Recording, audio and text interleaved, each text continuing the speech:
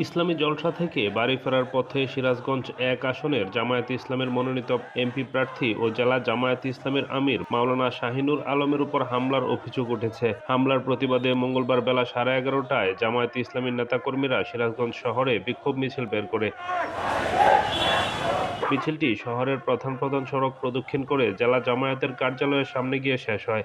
এ সময় তারা দ্রুত হামলাকারীদের গ্রেফতারের দাবি জানান। সোমবার রাত 11টার দিকে গাজীপুর এলাকার সোনামুখী বাজার এলাকায় এই হামলার ঘটনা ঘটে।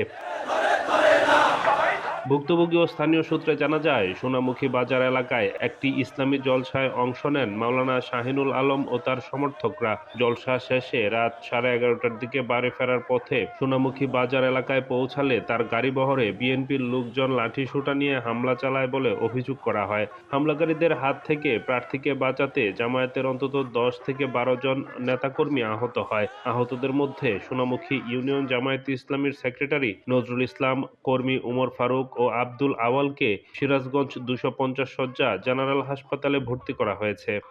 সোনামুখী বাজারে উপস্থিত হয়, তখন তাদের সেলিমের নেতৃত্বেই সেই সন্ত্রাসী গ্রুপ আবার শাহিন ভাইয়ের গাড়ির বহরের উপর আক্রমণ করে। সেখান থেকে জনগণের সহযোগিতায় যখন তিনি বের হয়ে সোনামুখীর দক্ষিণ বাজারে উপস্থিত হন, সেখানে আরও লাঠিসোঁটা দেশীয় অস্ত্রশস্ত্র নিয়ে শাহিন ভাইয়ের গাড়ির বহরের উপরে আক্রমণ করে। এখানে বিএনপির এমপি পদপ্রার্থী সেলিমের উপস্থিতি প্রমাণ করে।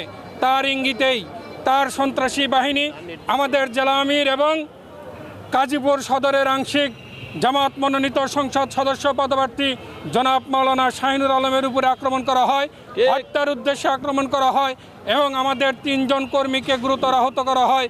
তারা বর্তমানে হাসপাতালে চিকিৎসাধীন আছে। আরও কয়েকজন কর্মী আহত ছিলেন, তাদের প্রাথমিক ট্রিটমেন্ট দিয়ে ছেড়ে দেওয়া হয়েছে।